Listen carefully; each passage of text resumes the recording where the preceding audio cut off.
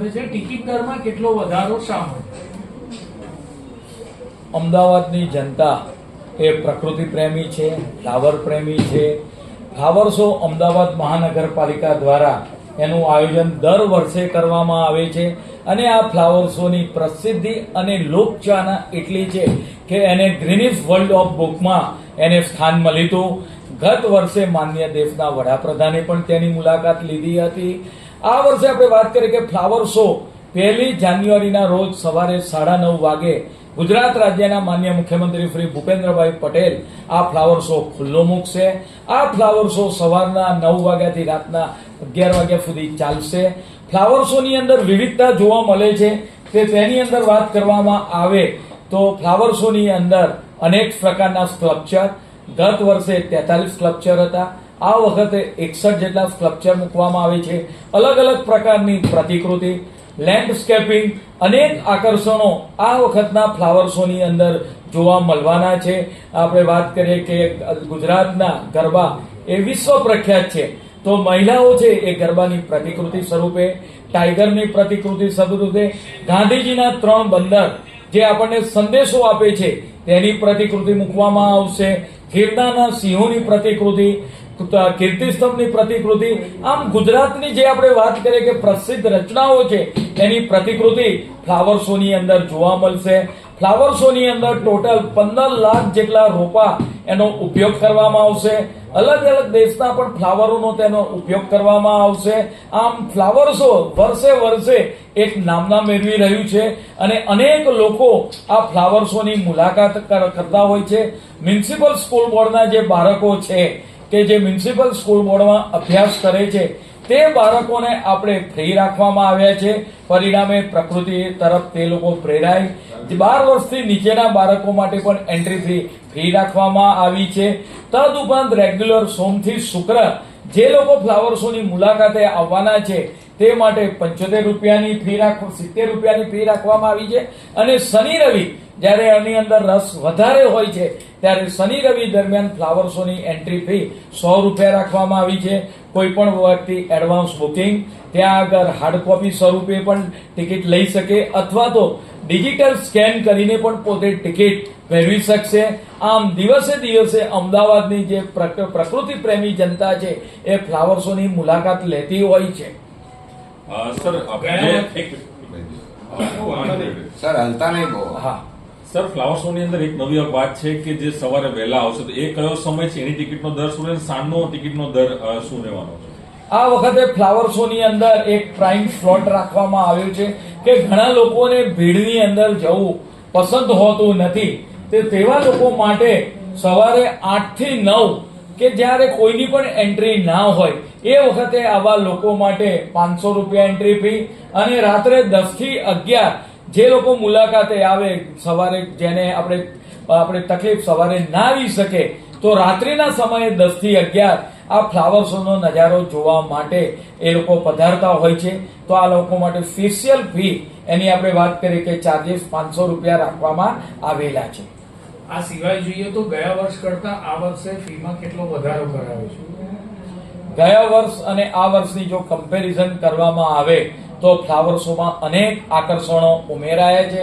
ગયા વર્ષે જો અભ્યાસ કરવામાં આવે તો ફ્લાવર શો 24-25 ની અંદર ફ્લાવર શો ની ફી 50 રૂપિયા હતી અને શનિ રવિની 75 હતી. આ વખતે સોમથી શુક્રની 70 રૂપિયા રાખવામાં આવી છે અને શનિ રવિની અંદર ફ્લાવર એન્ટ્રી ફી 100 રૂપિયા રાખવામાં આવી છે.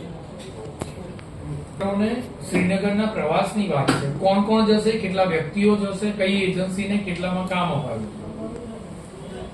સામાન્ય રીતે દર 5 વર્ષની અંદર કોર્પોરેટરો વિવિધ રાજ્યોના ત્યાંની પ્રજા સાથે વાર્તાલાપ માટે, ત્યાંના ડેવલપમેન્ટ માટે, અભ્યાસ માટે, પર્યાવરણના અભ્યાસ માટે, ટાઉન પ્લાનિંગના અભ્યાસ માટે, રહેણીકરણી માટે પ્રવાસ ગોઠવવામાં, દેશમાં અલગ અલગ પ્રવાસ ગોઠવવામાં આવતા હોય છે. આ વખતે અમદાવાદ મહાનગરપાલિકા દ્વારા આપણે વાત કરીએ કે મોટાભાગના 192 કોર્પોરેટરો અને અધિકારીઓ સાથે લગભગ 225 જેટલા લોકો આ વખતે મોટે ભાગે શ્રીનગર જવાનું નક્કી કરવામાં આવ્યું છે. 5 દિવસ અને 6 નાઇટનો આ પ્રવાસ રહેશે. જે રીતે આપણે વાત કરીએ કે અખંડ ભારતનું નિર્માણ થયું, 370ની કલમ હટી, ત્યાર પછી અમદાવાદ મહાનગરપાલિકાના કાઉન્સિલરો પણ આપણે વાત કરીએ કે આ શ્રીનગરના પ્રવાસે જશે. અહીંના ભૂતપૂર્વ આપણે કમિશનર કેશવ વર્મા સાહેબ એ શ્રીનગર ડેવલપમેન્ટ બોર્ડના કમિટીના પોતે સભ્ય હતા. તેમના દ્વારા પણ એક સૂચન હતું કે ભાઈ શ્રીનગરની મુલાકાત અવશ્ય લેવી જોઈએ.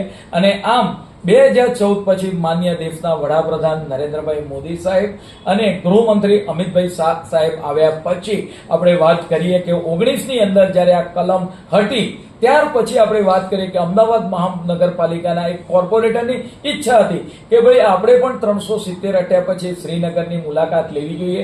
ત્યાંના આજુબાજુના જિલ્લા છે, ત્યાંના પ્રખ્યાત સ્થળો છે, એ તમામ સ્થળોની મુલાકાતે આ કોર્પોરેટરો મુલાકાત લેશે. કેટલો ખર્ચ થશે, કઈ એજન્સી હશે ને ટોટલ વ્યક્તિઓ કેટલા સમય માટે જશે? આ પ્રવાસ માટે લગભગ 192 કોર્પોરેટરો અને 30 થી 35 જેટલા અધિકારીઓ તેની સાથે કોર્પોરેશનના જોડાશે.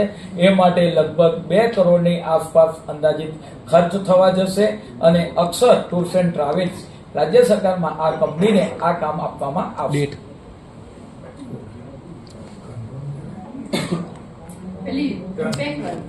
ઇમ્પેક્ટ વાળું ઇમ્પેક્ટ વાળી કેટલી બધી એ તો છે, હવે એમાં કઈ નહીં.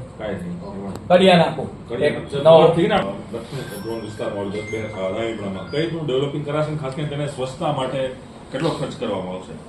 અમદાવાદ મહાનગરપાલિકા દરેક ક્ષેત્રે સ્વચ્છતામાં અગ્રેસર રહેવા માટેના પ્રયત્નો શરૂ કરી દીધા છે. આજની કમિટીની અંદર જે ચંડોરા તળાવ દક્ષિણ ઝોનની અંદર આવેલું છે, બહુ જ મોટું તળાવ છે. તેની અંદર આપણે વાત કરીએ કે કુંભ વેલી, આપણે વાત કરીએ કે વેલ જોવા મળે છે કિનારા પર, તેની અંદર ગંદકી હોય તો આ કામ મંજૂર કરવામાં આવ્યું છે, એજન્સીને સોંપવામાં આવ્યું છે. આમ આપણા તળાવો ચોખ્ખા રહે, એની અંદર પાણી સ્વચ્છ રહે. તદુપરાંત એકલું ચંડોરા તળાવ નહીં, કમિટીની અંદર બીજા પણ અમદાવાદ મહાનગરપાલિકાના જે તળાવો આવેલા છે એ આ તમામ તળાવોની સફાઈ થાય, એના જે કિનારા છે એકદમ ચોખ્ખા રહે, અંદરનું પાણી છે એ પણ સ્વચ્છ રહે અને પૂરતો ઓક્સિજન મળે, અંદરના જળચર પ્રાણીઓ છે એ પણ જીવંત રહી શકે. એટલા માટે એરેટરની રચના કે એક ફુવારો એ ઉપર જઈને નીચે પડે તો એ પાણી સતત સ્વિંગ કરતું રહે છે, પરિણામે એના પર લીલ બાંધતી નથી. એટલે તમામ તળાવોમાં એરેટરની રચના, ઘણા તળાવોની અંદર એરેટર મૂકેલા છે. આ તળાવોની અંદર એરેટર ચાલે છે કે નહીં એની ચકાસણી કરવામાં આવશે. અને તળાવની અંદર પણ નિર્મળ સ્વચ્છ પાણી રહે એ માટે મહાનગરપાલિકા દ્વારા પ્રયાસ ચાલુ કરી દેવામાં આવ્યો છે. તળાવ ડેવલપમેન્ટ પાછળ ખર્ચ કરવામાં આવે છે, તો સફાઈ માટે અલાયદો ખર્ચ શા માટે? તળાવ ડેવલપમેન્ટ એક સિવિલ વર્ક છે. સિવિલ વર્ક સાથે સાથે ઇલેક્ટ્રિક વર્ક પણ છે. અને આપણે વાત કરીએ કે development A road and building department દ્વારા કરવામાં આવતું હોય છે. ત્યાં પરમોવેલ બ્લોક નાખવાનો હોય, એની ગ્રીલ નાખવાની હોય, આ બધા કામ જે છે એ રોડ એન્ડ બિલ્ડિંગ દ્વારા કરવામાં આવતા હોય છે. પરંતુ એની જો નિયમિત જાળવણી કરવામાં આવે, કેટલાક તળાવ હોય તો એની નિયમિત જાળવણી કરવામાં આવતી હોય છે. એ રીતે આ વિભાગ હેલ્થ વિભાગ દ્વારા કરવામાં આવે છે કે પાણીની અંદર ચોખ્ખું નિર્મળ પાણી રહે એટલા માટે અંદરથી ગંદકી દૂર કરી, અંદર લીલ થઈ હોય અથવા તો વેલી ઉગી હોય એ કચરો અવારનવાર સાફ કરવો પડતો હોય છે.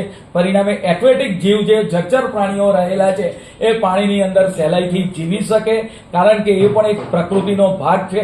એટલા માટે આ જે ટેન્ડર છે એ હેલ્થ વિભાગ દ્વારા એનું જાળવણી કરવા માટેના ટેન્ડરો બહાર પાડવામાં આવતા હોય છે. અને આજની સ્ટેન્ડિંગ કમિટીની અંદર એકલું ચંડોરા તળાવ નહીં, તમામ તળાવો સ્વચ્છ રહે એ માટેની પણ તાકીદ કરવામાં આવી છે.